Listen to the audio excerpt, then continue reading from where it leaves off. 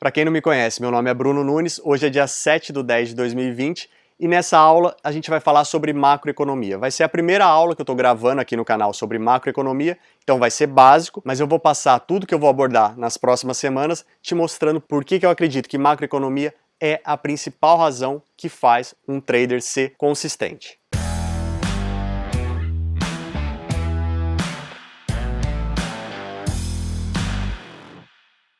Pessoal, antes de seguir com o vídeo, eu queria pedir para você curtir aqui embaixo e se você se interessa por conteúdos de trading, swing trade, macroeconomia, se inscreva no canal que toda quinta-feira eu posto conteúdo de macroeconomia e toda terça-feira eu posto conteúdo de day trade. Pessoal, na macroeconomia aplicada ao trading, o que você tem que saber são os dados econômicos. Você tem que saber exatamente quais os dados vão ser liberados, você tem que saber qual a expectativa deles, você tem que saber o que está rolando na política econômica, na política monetária, na política fiscal. Você tem que saber o que o Banco Central está falando, o que os presidentes do Fed, do Banco Central americano estão falando, o que o presidente do Banco Central brasileiro está falando. Você tem que saber ter lido a ata do cupom anterior. Então, não é algo que você vai operar apenas com o dado que está saindo naquela hora. Você precisa acompanhar uma novela, você precisa acompanhar um histórico. Mas aqui a gente vai falar de dados e quais dados são importantes para você saber. O primeiro dado econômico que você tem que saber são os relatórios de emprego. Os principais relatórios de emprego são todos dos Estados Unidos. O mais importante deles é o NFP, o famoso payroll. Você tem também o Initial Claims e o Jobless Claims. São outros dois relatórios menores que saem semanalmente, então eles são menos importantes. O NFP só sai uma vez por mês, então ele é o mais importante. Mas você tem que acompanhar esses relatórios menores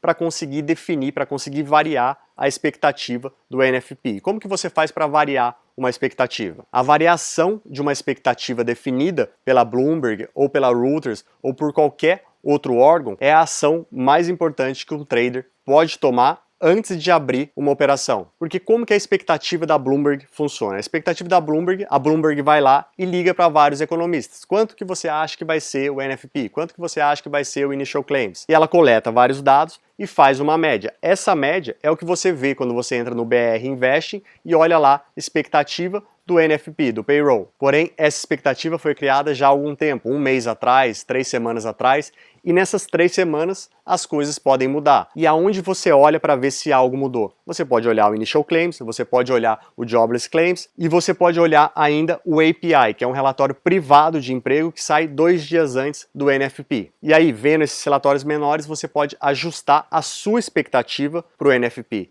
E quando eu digo a sua expectativa, é a sua, a do investidor do UBS, a do investidor do Goldman Sachs. Todo mundo está ajustando, ninguém considera exatamente a da Bloomberg, porque a da Bloomberg foi criada há um mês, 3 semanas atrás. Pessoal, outro dado que você tem que ficar sempre de olho é o PIB, quanto que é a expectativa do PIB. Porém, o PIB ele sempre é atrasado. Você tem a publicação do PIB, a expectativa dele 4 vezes por ano, então ele é um dado lento. Normalmente o mercado já precificou aquilo ali. Ao contrário que o relatório de empregos é algo que impacta imediatamente na economia. Se você tem mais empregos sendo gerados, você vai ter um maior salário, você tem uma inflação de salário. Quando você tem uma inflação de salário, essas pessoas que estão ganhando mais, elas vão gastar mais, elas vão consumir mais. Quando consome mais, as empresas precisam produzir mais. Produzindo mais, elas precisam contratar mais. E esse círculo começa a rodar. E a mesma coisa acontece do lado negativo também. Então, o relatório de emprego, ele movimenta o mercado muito mais que os relatórios de crescimento.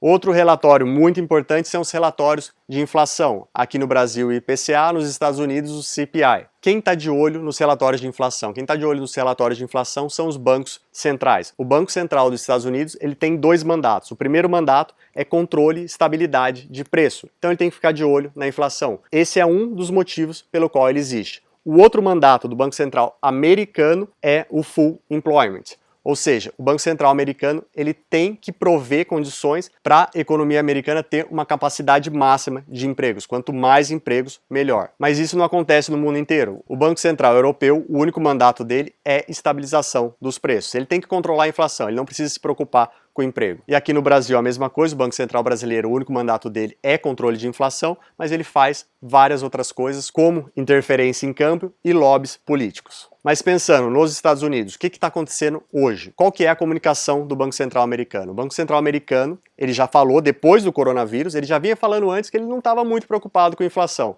Mas depois do coronavírus, ele foi lá a público e falou: eu não estou preocupado com a inflação. Se a inflação chegar a mais de 2%, eu não vou fazer nada. Ano passado, antes do coronavírus, a meta de inflação máxima era 2%. Ou seja, quando o Banco Central americano fala que ele tem uma meta de inflação, se o CPI, o CPI, o IPCA lá dos Estados Unidos vem acima de 2%, você pode esperar que o Fed, o Banco Central americano, vai aumentar a taxa de juros para controlar essa inflação. Então, se o CPI, o dado de inflação, vem alto, automaticamente, na mesma hora, a bolsa vai cair. A bolsa vai precificar esse aumento da taxa de juros. Porque a comunicação do Banco Central é que eles vão aumentar juros, eles vão controlar a inflação se ela for acima de 2%. Porém, quando a gente teve o coronavírus, a atividade econômica caiu e o Banco Central, para estimular a economia, para dar confiança de que ele não vai aumentar os juros, de que você pode investir o seu dinheiro, você pode captar dinheiro no mercado, emprestar dinheiro, que ele vai manter os juros baixos, ele foi lá e falou que não está preocupado com a inflação, que ele não vai aumentar a taxa de juros, mesmo que a inflação